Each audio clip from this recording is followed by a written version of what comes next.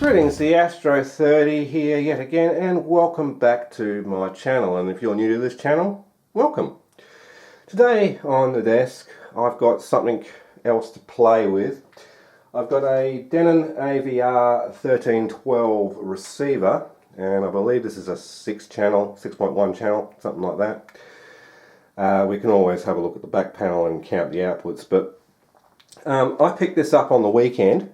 This is mine. I paid $25 for it, and it says parts only on the sticker, and it says, warning, this electrical article has not been electronically tested to ensure that it can be safely operated. But there's no other stickers on here stating if it's got any faults, so I don't know. And it came in around about the 21st of June, and we're like the 2nd of July now. So I don't know anything about it other than what you see here. So my plan is today is to try not to blow it up, even though that made for an epic video, but still I don't really want to blow it up.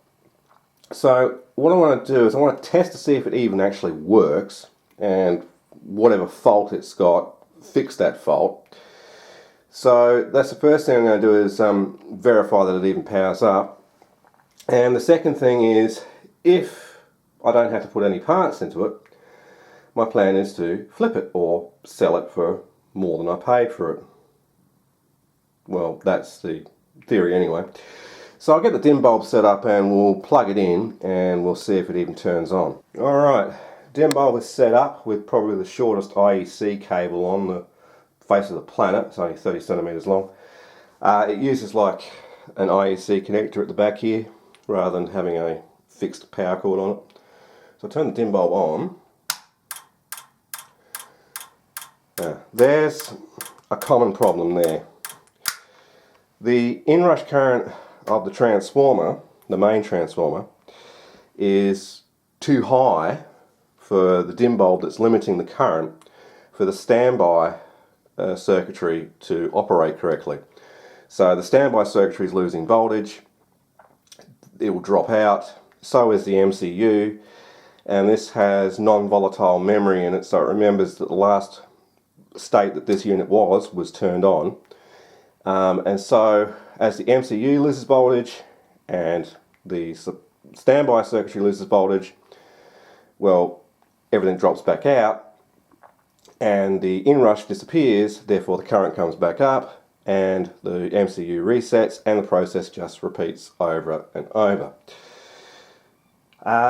There is on forums and stuff that people say that for receivers of this nature, your dim bulb needs to at least have a wattage of around 75 to 100 watts, or you have two dim bulbs in series of the same wattage that you can bypass one or the other.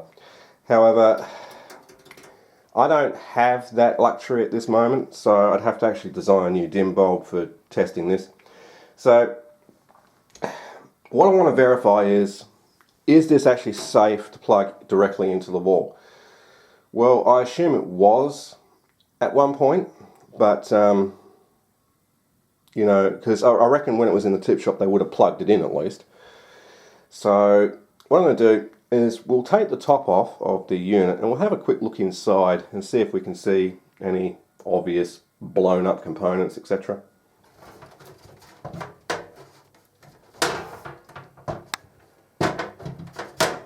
It's stuck. It's actually stuck to the front panel.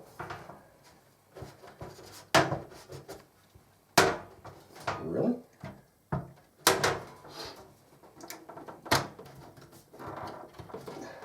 Okay, I don't know what's going on here.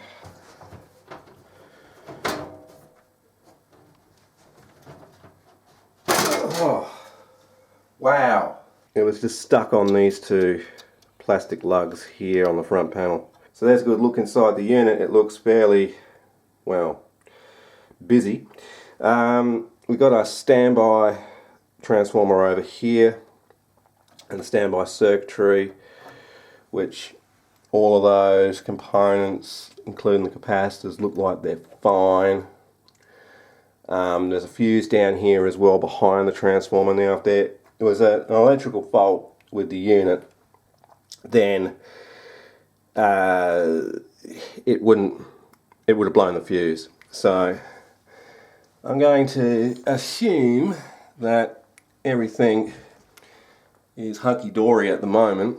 I mean, I can't really see much with these two circuit boards in the way. This is all the video processing board for the HDMI in and out. This one is the analog in and out board. Interesting ribbon cable, gold coloured. Ooh, and dusty. Reasonable heatsink. We've got transistors across the board here. Apart from on the end here, we've got a bridge rectifier. See down there, we've got a bridge rectifier mounted to the heatsink plus a transistor. So this must be the bridge rectifier for the high current power supply side. And we've got two transistors here. That's one channel. Two transistors here. That's two channels. Two here. That's three. That says center on it. Two over here. That's four. And two over here, that's 5, so that's 5.1. So the next question is, how do I determine whether I can safely plug this in without blowing the main fuse in the house? Well, first off, I will do a resistance check across this main IEC connector, just to make sure that, well, the first thing in line is actually this standby transformer, just to make sure that we don't have any like dead short there, which we shouldn't because the dim bulb didn't say we did. Okay, so you can look at the meter while I measure across the socket, and it's going to be awfully awkward because I haven't turned the unit around, but I'll just do it on the back of the socket. And we have about 3.6 kiloohms, which is about reasonable for that type of transformer that's on the board. That's pretty good. Next thing to do would be to test the primary of this transformer, which I think is connected to this connector on this board here, but that may be the secondary. Because then there's another connector that comes off down to the main board near the relay, which is the main supply wires. So that's not where the AC comes in. The AC comes off of this red and black wire here, because it's right next to the where the AC comes in off of the socket. Now if I can unplug this connector, I can maybe verify it's not shorted. I just destroyed the connector now. It took the actual other part of the connector with it, which is annoying, so I'll have to pull that off and see if I can actually just slip that back on the PCB. Right, I got it back on. Now back to what I was doing. It's just gotten loose over the years. I'll stick a probe in there and a probe there. Alright, and according to the meter, I've got about 5.5, 5.6 ohm there on the primary of the transformer, which should be perfectly fine. However, I'm not really happy about that connector being loose, but alright, I'll cross that bridge later. That would involve pulling the main PCB out to address, and I don't really want to do that right now. So I guess the next thing I'll do is I'll just check each of the 2SD and 2SB transistors in conjunction here on the heatsink and make sure I don't have like a shorted one, which may be a little bit more difficult and challenging than first expected because of everything that's in the way. Right, so what we got, 2SB, that should be PNP, so that's a negative base. So start that way.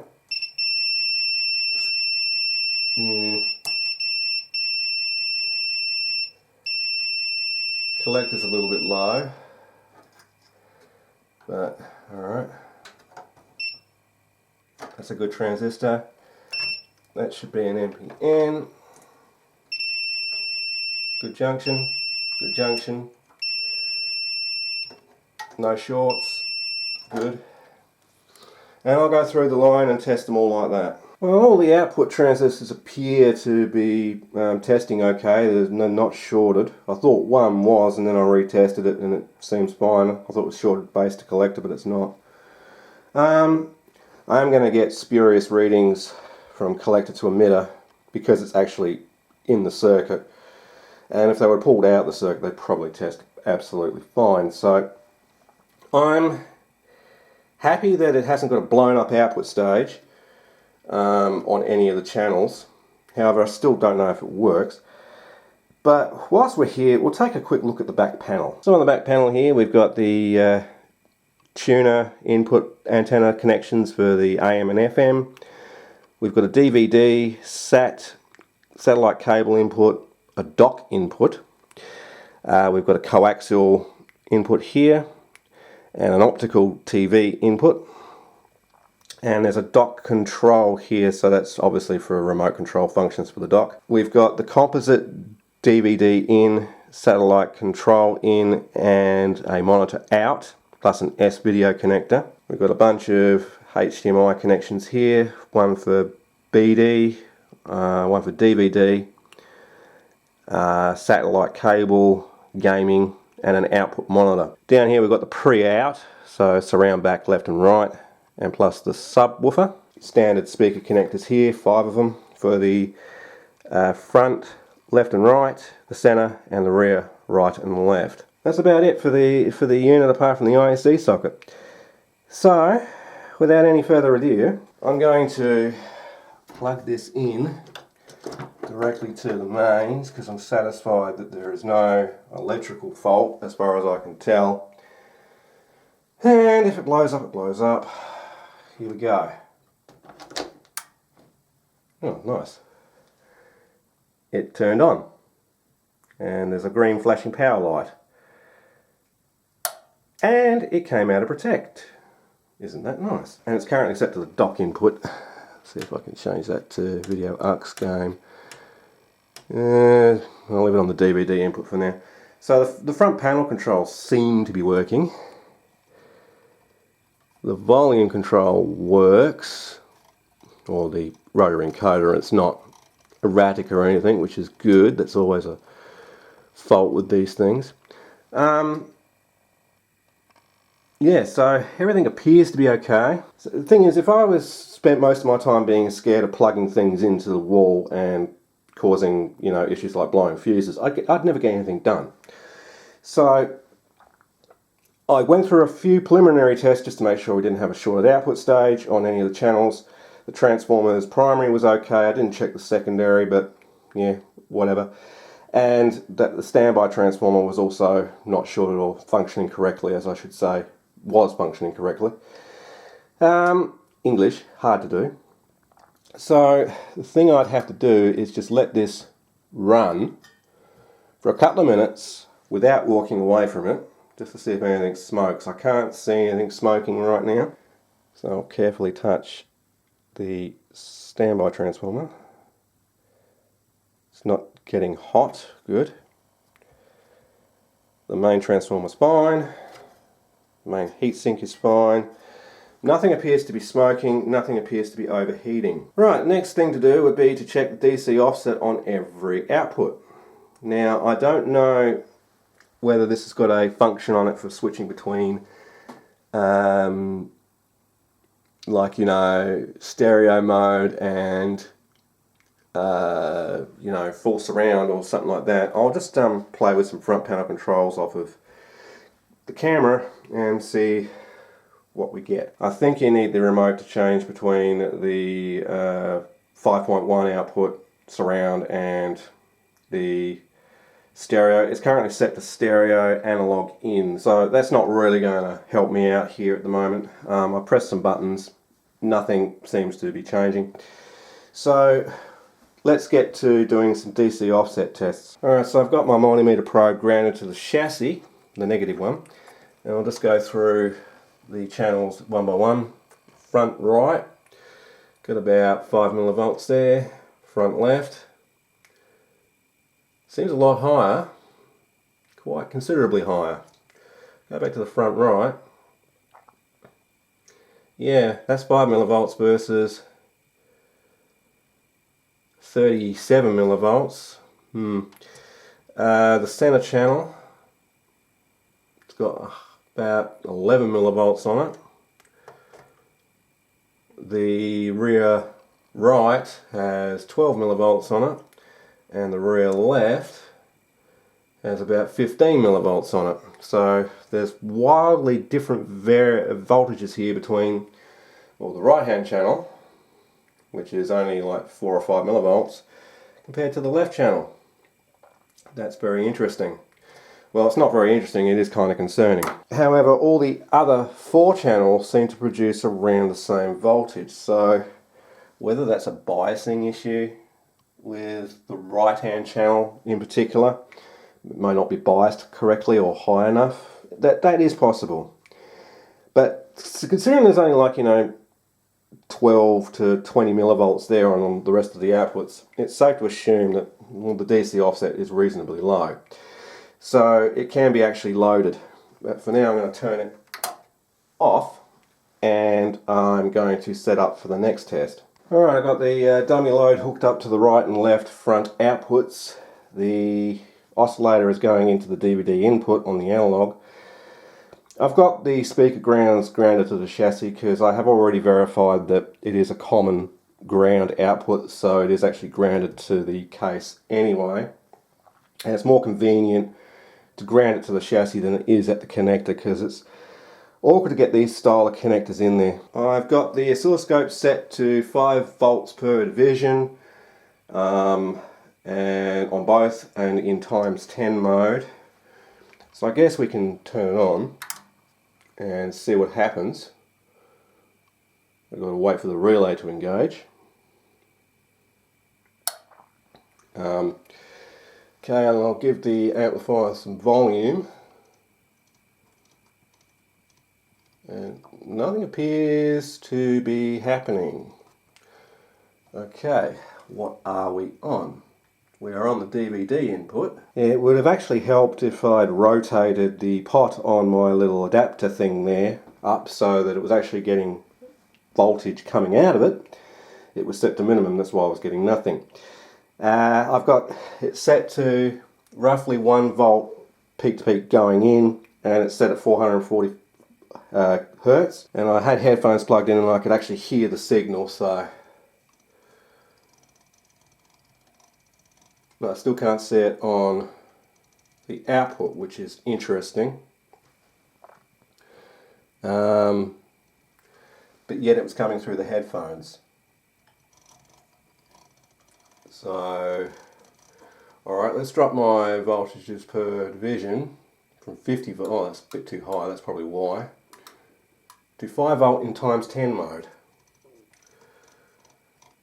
I mean, we should start to see something by now, but we don't. So let's go lower, lower. There is absolutely nothing appearing to come out of the output terminals, which I find rather strange. Yet it's coming out of the headphone socket. Right, there we go, time base was way off, and yeah, I have to crank the amplifier up to about -36 decibels before we get any visible thing on the screen. So I wind the wick up, and as we can see, I mean, the waveform looks reasonable, but we're only getting about 1 volt peak to peak each channel, which does seem a little low. But however, the volume control can go a lot further than that. It goes to 0 and then it keeps on going up in positive. So we've got 3 volt peak to peak now. And 6.2. We're still not in positive decibels yet. So we got 14.3 and we're at -3 decibels, -2, and 0 dBd, or dB I should say. And we're pushing out, yeah, 25 volt roughly peak to peak each channel. And I can hear that this is starting to hum through the transformer. There it goes. Oh yeah, look at that. We've got roughly 80 volt peak to peak before clipping, which is, well, pretty good. And with that 80 volt peak to peak in mind, the RMS value of that is about 28.28 volt, and squared off into the load, which is 8 ohms, that is roughly 100 watts per channel, both channels driven. That is quite impressive actually for the design of this unit. And at 1 kilohertz there with both channels at 500 millivolts per division, we can see that the output signal is relatively even and relatively clean. There doesn't appear to be any just artifacts in the traces here indicating that it's oscillating, which is good. And the front panel display says we're at minus 24.5 decibels of volume on the rotary encoder. What that equates to in a physical potentiometer, how far up the mast it is, I don't know.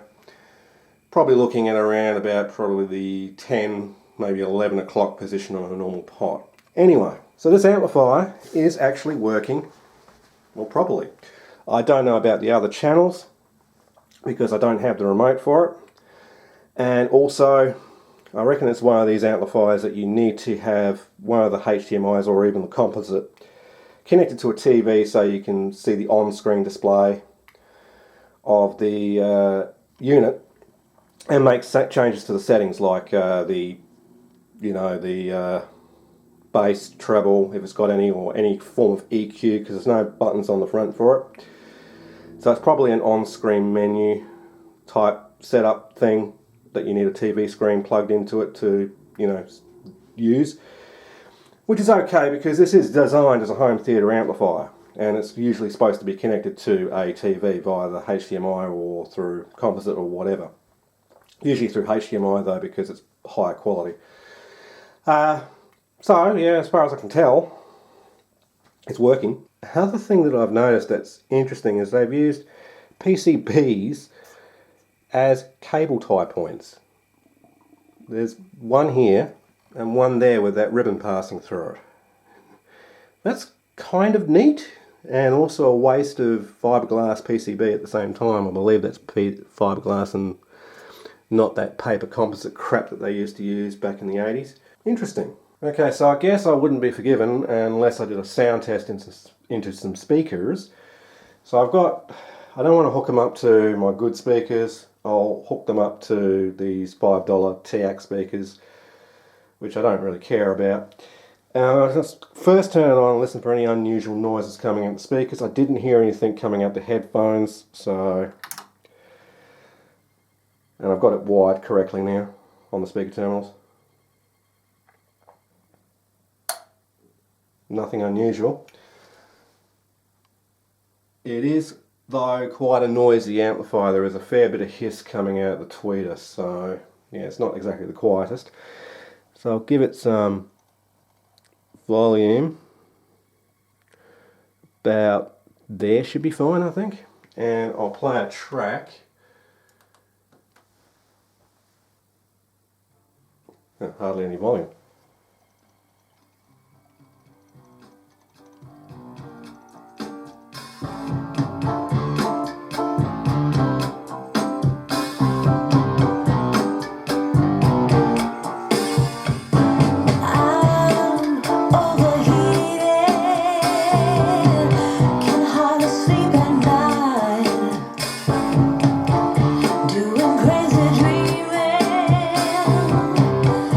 You're the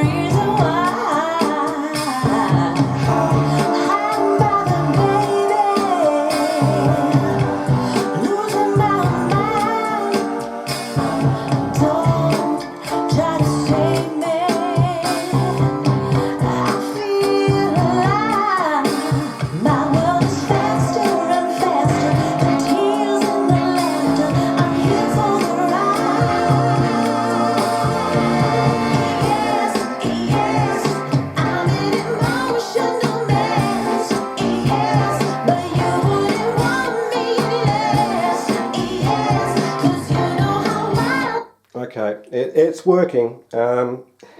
It does sound a little harsh on the highs. Again, I'd need a remote to find out whether there's any EQ settings or something there, and it's set to some weird EQ setting which making it sound like that. However, for what it is and what I can do with it, it's okay, and it's about the same as that Onkyo amplifier, that it needs to have a fairly high volume control setting for you to get any decent sound out of it. Currently it's set at minus 24 decibels or something, I think that's what it says. Minus 21.5 decibels, but yeah, it's okay. There's not much noise coming out the speakers now. So I always love an amplifier that you don't have to do anything to and you don't know anything about, and it just works. So I hope somebody found the information at the start of this video useful and helpful, especially if you can't get the thing to work on a dim bulb properly, of how to verify that you can safely plug it into the wall without blowing shit up. So now, if only I could fix the Technics SU-V85A, that'd be great. But unfortunately, at this point in time, there is a video coming on that. I'm having a difficult time of it. So that's one of those units I'm probably going to end up being married to. As for this unit, as I said in the beginning, I'm going to try and flip it to make a profit. If I can get 40 bucks for it, great. I'll go through off camera and check other things like the tuner, etc., see if that's all working fine. If it is, well then, yeah, I can basically flip this one off. So anyway, I'm going to leave this video here, and if you enjoyed it, please remember to rate, comment and subscribe below. Didn't do much to it. And anyway, this is Yastro 30 saying, see ya, have a great day.